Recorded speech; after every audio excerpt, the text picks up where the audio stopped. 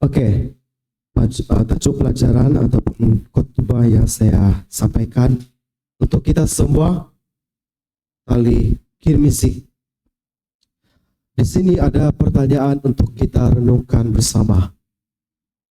Ada beberapa persoalan yang kita lihat.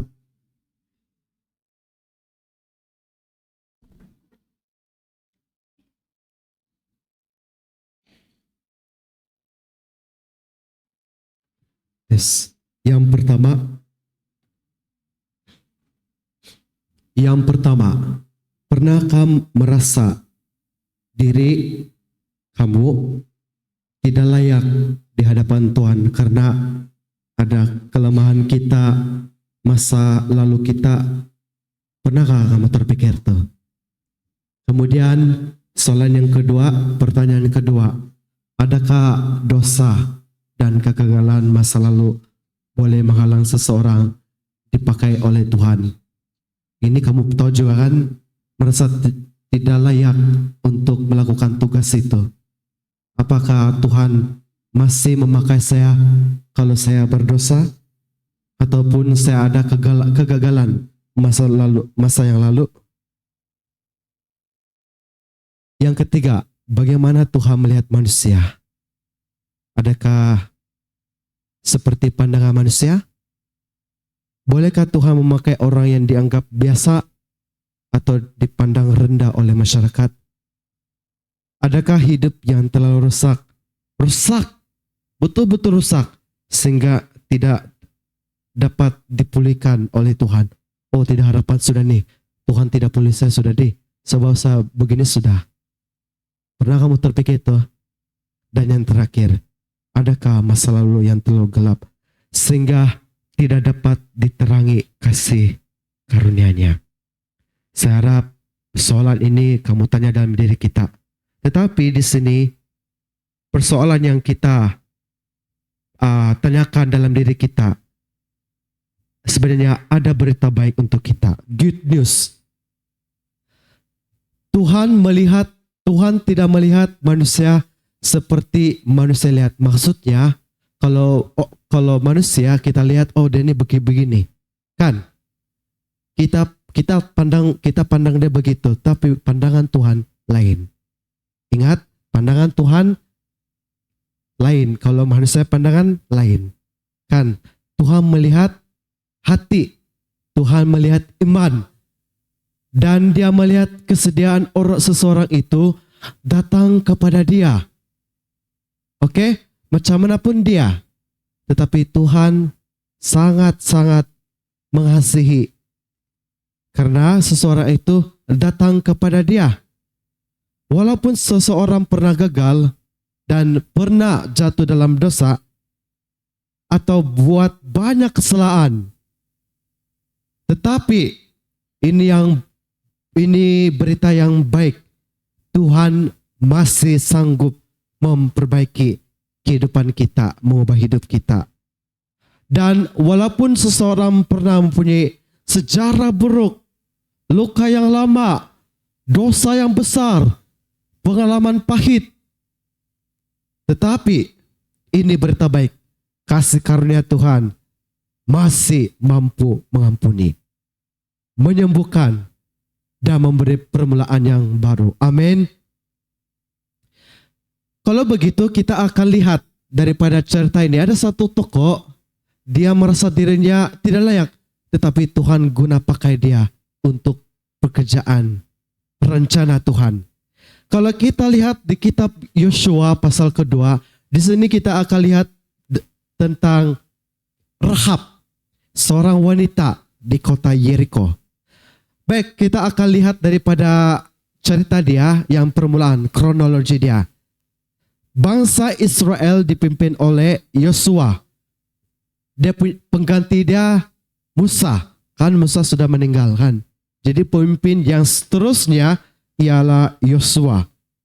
Jadi untuk memasuki tanah Kanaan, ada satu kota yang mereka harus berdepan, yaitu kota Yeriko. Kenapa kota Yeriko? Kenapa kota Yeriko? Sebelum masuk ke tanah perjanjian, Tuhan bilang, kamu harus pergi ke masuk. Dan tempat masuk yang pertama adalah Yeriko.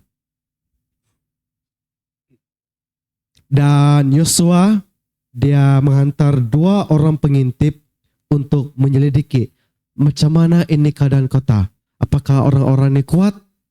Macam mana tembok dia nih? Tebal? Dinding dia? Boleh dihancurkan? Okay. Tetapi di kota di situ ada seorang perempuan yang secakap tadi, Rahab. Dia ini adalah seorang yang pelacur. Oke, jangan kamu tanya apa itu pelacur, kamu tahu juga tuh. Oke, dia adalah seorang pelacur. Dan kita tahu yang Rahab ini, dia mempunyai background yang tidak sempurna, tidak perfect. Tetapi dia percaya kepada Tuhan.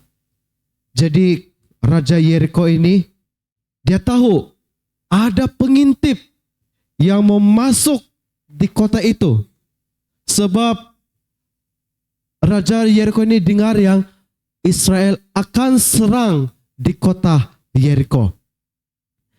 Dan Rahab, bila Rahab tahu yang pengintip itu datang, Rahab tahu yang 2 pengintip ini, dia menyelamatkan kedua ini untuk menyelamatkan 2 pengintip ini supaya mereka tidak dibunuh nih. Jadi dia menyembunyikan 2 pengintip di atas bumbung rumahnya di bawah batang rami. Nah, di sini ada pertanyaan. Kenapa Tuhan menyuruh Musa untuk menawan itu kota Yeriko? Di sini ada beberapa, ada 4. Yang pertama, 1. Seperti yang awal saya cakap tadi, kota Yeriko adalah pintu masuk ke tanah Kanaan, tanah perjanjian. Kota Yeriko ini menurut Ellen G. White, kota Yeriko itu adalah benteng yang sangat kuat. Oke. Kalau kota itu jatuh, kompom itu bangsa Israel dapat masuk dan dapat menaklukkan tanah Kanaan. Kedua, kita tahu kota Yeriko itu sangat jahat. Dan mereka ini menyembah berhala. Mereka menyembah berhala seperti Dewi Storet dan hidup dalam kejahatan. Dan itulah kehidupan kota Yeriko. Tetapi ada beberapa yang seperti Rahab. Kita tahu Rahab ini memang dia punya kehidupannya tidak sempurna. Tetapi dia percaya bahwa Tuhan itu berkuasa. Tuhan ingin membersihkan tanah itu supaya umatnya boleh hidup menurut hukum Tuhan. Ketiga, kalau dorang dapat takluk itu, kota Yeriko itu adalah persembahan pertama bagi Tuhan.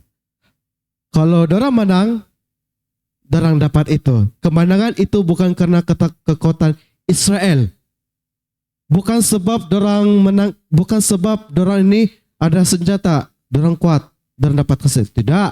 Tetapi yang buat mereka menang, kalau dorang bersandar kepada Tuhan. Kuasa Tuhan. Sebab itu semua harta itu dikhususkan untuk Tuhan. Keempat. Kenapa Tuhan suruh si Yosua untuk takluk itu Yeriko? Karena Tuhan mau mengajak Israel percaya kepada dia. Tuhan. Israel hanya mengelilingi kota. Dan hanya itu saja. Tuhan bilang serang. Tidak. Tapi Tuhan punya plan begini-begini kamu harus ikut. Pusing ini kota. Tip itu sangkakala. Trompet. Berapa kali pusing apa semua. Dan akhirnya kota Yeriko pun musnah. Jadi kita tahu cerita dia kan. Jadi ini menunjukkan kemenangan datang dari iman kepada Tuhan, bukan dari kekuatan manusia. Baik, kita lihat Rahab. Pengakuan iman Rahab. Rahab berkata, sebab Rahab tahu kota ini bakal akan diserang dan akan dimusnahkan. Tapi ada oke, nanti kita lihat di surat yang seterusnya.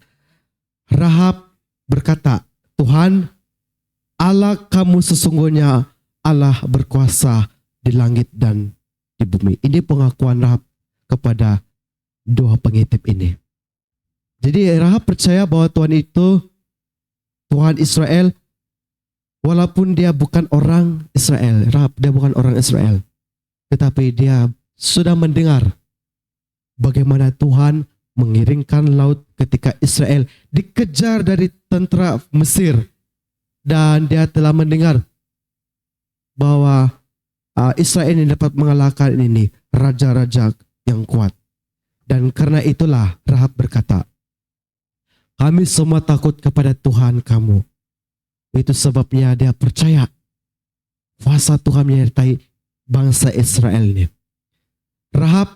Iman Rahab lahir karena dia mendengar pekerjaan Tuhan. Bila dia mengaku bahwa Tuhan itu berkuasa, ada permintaan Rahab kepada dua pengintip. Apa permintaan dia? Sebelum kehancuran kota Yeriko, Rahab meminta satu perkara kepada pengintip Israel. Dia berkata, bila kamu seorang ini kota, nanti tolong selamatkan saya dan keluarga saya. Tolong selamatkan saya dan keluarga saya. Jadi pengintip itu bersetuju, tetapi dia bagi satu syarat. Rahab harus mengikat tali merah Kemirzi di tingkap rumahnya ketika kota Yeriko diserang. Semua orang yang berada dalam rumah itu akan diselamatkan kalau kamu kasih letak itu tali Kemirzi. Kamu bakal selamat, dia bilang. Jadi akhirnya dipendekkan cerita, Rahab dan keluarganya dan ada beberapa orang diselamatkan. Nah, berbalik daripada kenapa tajuk kita tali Kemirzi atau merah. Rupanya tali merah ini ada maksud kalau dalam Biblikan. Pertama, tanda. Kenapa harus merah? Karena itu adalah tanda pengenalan. Tali merah menjadi tanda kepada tentara Israel. Dan tanda itu menunjukkan rumah Rahab. Dan apabila kota Yeriko itu diserang, tentara Israel akan melihat tanda itu. Oke, jadi bila itu Israel masuk ke kota itu, dua pengintip ini harus cari mana itu tali merah. Kalau nampak itu tali merah, artinya dalam itu rumah itu orang-orang Rahab dan keluarganya akan diselamatkan. Mereka perlu diselamatkan. Rumah itu mempunyai tali merah dan mereka tidak akan dimusnahkan, mereka tidak dibunuh. Kenapa harus tali merah? Kenapa tali Kemirzi? Karena itu melambangkan perlindungan Tuhan. Tali merah ini mengingatkan kita bahwa tali ini, merah ini, mengingat peristiwa pada zaman Musa. Kamu ingat lagi kan cerita? Pada malam perayaan Paskah pertama, bangsa Israel akan menyapukan darah anak domba pada pintu. Supaya tanda itu tidak, bila malaikat maut itu limpas, orang yang dalam rumah itu tidak akan mati kalau mereka sapukan itu darah anak domba dinding di rumah mereka. Dan cara yang sama inilah tali merah ini menjadi tanda perlindungan Tuhan kepada Rahab dan keluarga. Kenapa harus tali merah? Karena itu melambangkan darah Yesus. Ingat, merah itu adalah melambangkan darah Yesus. Dalam Alkitab, warna merah sering melambangkan darah yang membawa keselamatan. Tali merah menunjukkan kepada pengorbanan Yesus Kristus di kayu salib. Seperti Rahab dan diselamatkan karena tanda merah itu. Dan demikian kita manusia umat yang berdosa. Kita juga diselamatkan melalui darah Yesus yang menghapuskan dosa kita. Baik, ini ada beberapa poin yang kita dapat belajar daripada Rahab. Pertama, Tuhan boleh ubah hidup sesiapa saja. Kita tahu Rahab itu mempunyai masa yang lalu. Tidak sempurna. Walaupun begitu iman Rahab kepada Tuhan, itu yang mengubah hidup dia. Tuhan boleh pakai sesiapa saja yang percaya tidak kira masa lalu. Kedua, dia ada iman. Iman itu membuatkan dia mendengar firman Tuhan. Iman yang benar bukan hanya mendengar firman Tuhan, tetapi dia bertindak. Rahab bukan hanya percaya kepada Tuhan, tetapi dia bertindak dengan iman. Seperti yang cerita yang tadi itu, dia bertindak sebab dia menyelamatkan 2 pengintip. Kenapa dia diselamatkan? Dia meminta supaya dia dengan keluarganya diselamatkan. Jadi pengintip, dia bagi syarat, sediakan tuh tali merah, dan kami tahu bahwa itu kamu dan kamu akan diselamatkan. Ini menunjukkan bahwa iman harus ditindakan. Alkitab mengingatkan kita dalam surat Yakobus 1 ayat 22. Jadilah pelaku firman dan bukan hanya pendengar saja. Oke? Bukan dengar saja tetapi mesti bertindak juga. Oke? Dan yang ketiga, apa yang kita dapat belajar daripada Rahab? Keselamatan Tuhan juga untuk keluarga kita. Dia ataupun Rahab ini tidak pikir untuk dia saja, tetapi dia pikir untuk keluarga. Jadi dia meminta keselamatan untuk bapa, saudara mara, seluruh keluarga dia. Dan ini juga mengingatkan kita bahwa kita juga boleh berdoa untuk keselamatan keluarga kita juga. Jangan kita lupa keluarga kita. Berdoa untuk keluarga kita dan semua orang. Tuhan mau menyelamatkan bukan hanya satu saja, tetapi seluruh keluarga. Dan ada satu cerita, kita punya ending cerita kita pada sabat ini. Ada seorang lelaki yang bernama Matt. Dan saya sangat suka membaca ini buku dengan judul The Leftovers. Buku yang sangat menarik tetapi saya tidak baca keseluruhan dia. Tapi syok, ada seorang penulis tokoh yang terkenal Kristen. Oke, jadi ini diambil daripada chapter 21 tentang A Story of Redemption, kisah penebusan. Matt ini dia adalah bekas pemain keranjang University. Dan dia dijemput datang ke kejuaraan Big 12 sebagai tetamu television, tapi bukan sebagai pemain. Dia sedih karena sepatutnya dia dan rakan-rakan dia bermain di gelanggang dan bukan hanya menonton. Jadi kemudian dia coba bermain bola keranjang profesional di Ireland. Jadi pasukan dia menang, mereka juara, dan dia pernah dianggap seorang yang terbaik di negara itu. Tetapi yang sedih dia dalam hidup dia ini, dia masih terlibat dengan minum arak, dia berpesta, dan dia punya kerja dia pun musnah. Dan ketika hidup dia semakin rusak, selepas pulang, dia punya hidup dia tidak stabil. Dia tidak dapat kekalkan pekerjaan dia. Banyak kali sudah dia tukar dia punya pekerjaan. 9 kali sudah dia tukar dalam 3 tahun. Penceraian. Artinya rumah tangga itu tidak bagus lah kan keluarga ini, keluarga Matt nih. Dia ditangkap karena memandu dalam keadaan mabuk dan banyak hubungan yang rusak. Dia coba mengisi kekosongan dengan hati arak, bikin dia punya enjoy dia hidup dia, wanita, kerja, sukan, hiburan. Tetapi semua itu tidak memberikan damai hidup kepada Matt.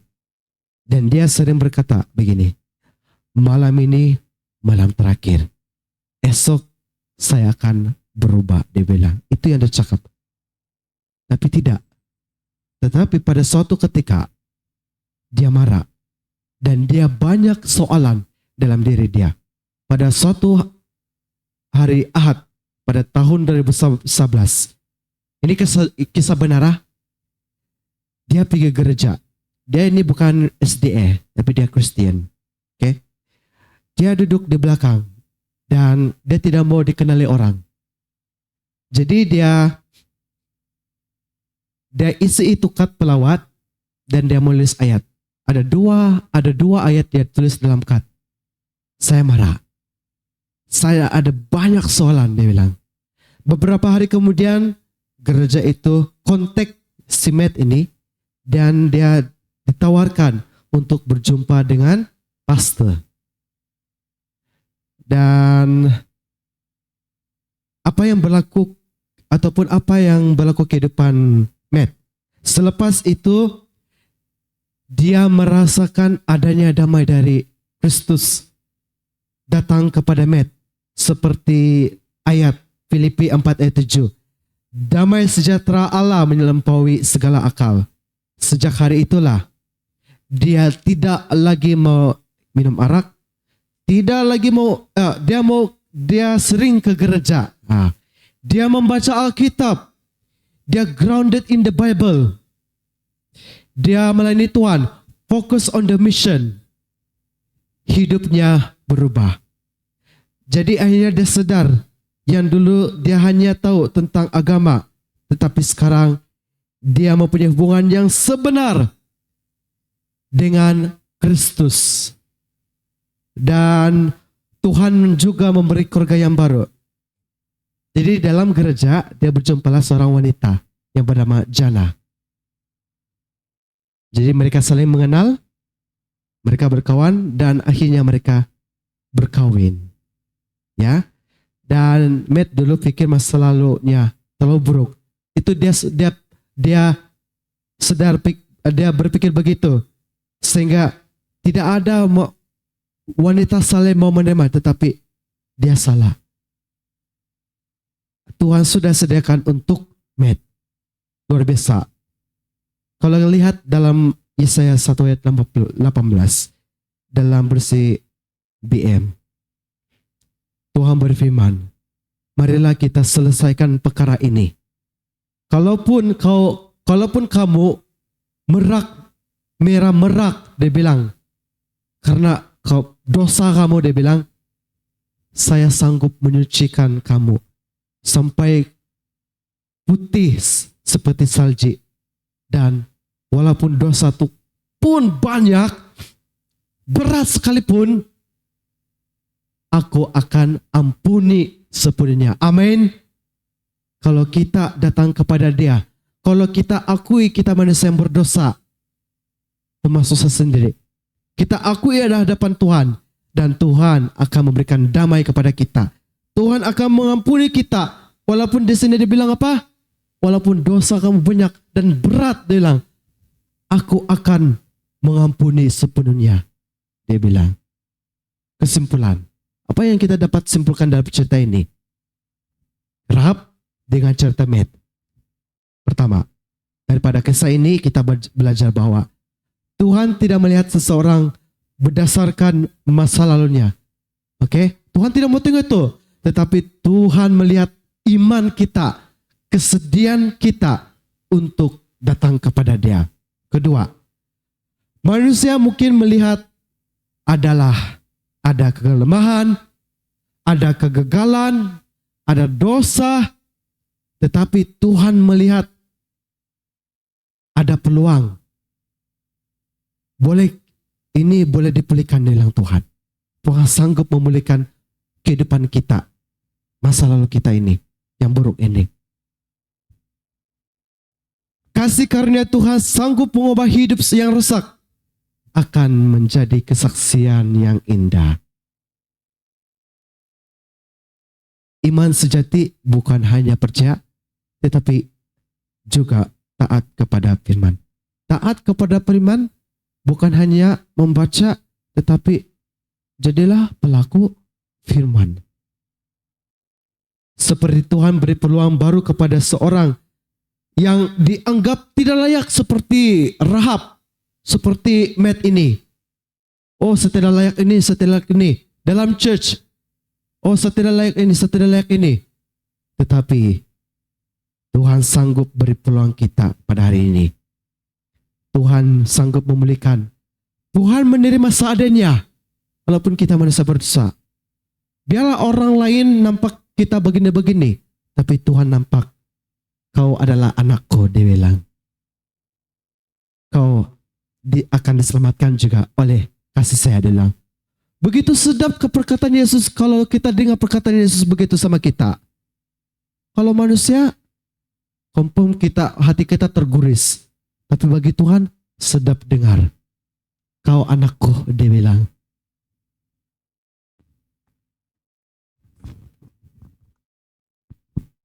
Kau akan diselamatkan. Kau akan mendapat kasih karunia, dia bilang.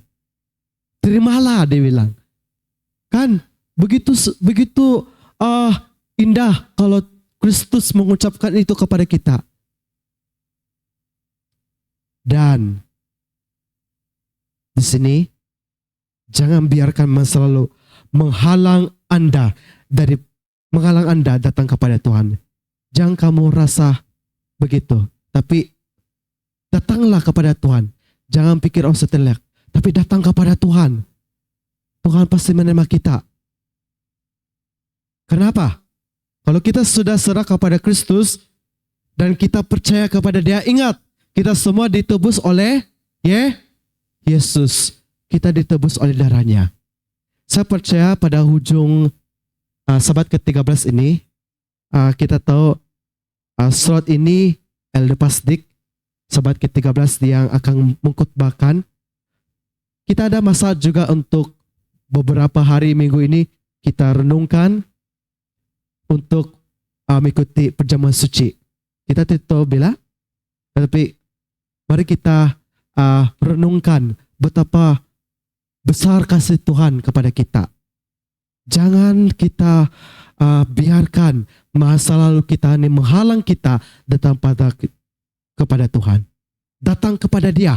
Serahkan hidup kita kepada Dia. Percaya kepada Dia. Dan kamu telah ditebus oleh darahnya. Amin. Itu yang saya dapat sampaikan. Semoga pelajaran ini Tuhan memberkati kita semua. Tuhan, terima kasih di khotbah di Elder Kenneth. Misun dati dat mintong ikinarahingan. Masa lampau dati.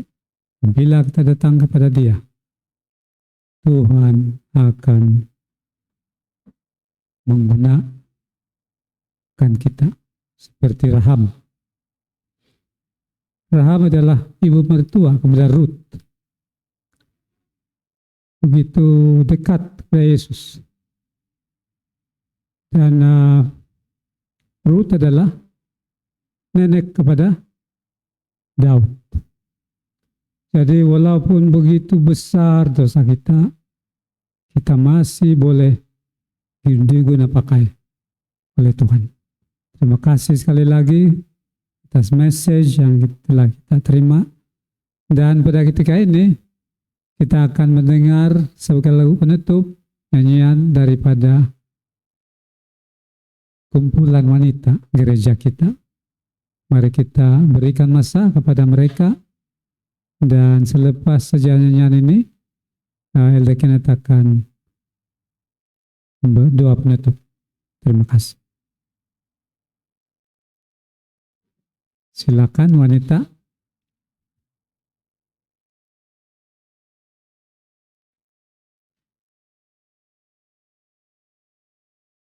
Oh ya Tuhan, yang berkuasa di takhta kerajaan surga. Kami datang dengan penuh rendah hati mengakui karena keberdosaan kami, ketidaksempurnaan kami ya Bapa. Tetapi terima kasih karena Yesus telah menyempurnakan kami di hadapan-Mu karena kami telah ditebus oleh darah-Nya. Ya Tuhan di surga, kami sangat diberkati dan sangat-sangat terinspirasi daripada cerita ini. Rahab dan juga Met ya Tuhan. Kedua tokoh ini kami dapat belajar untuk memperbaiki hidup kami, berharap kepada Engkau ya Tuhan, walaupun kami manusia yang tidak sempurna, merasa terlelak, tetapi Tuhan mampu memulihkan dan mengubah hidup kami menjadi yang lebih baik.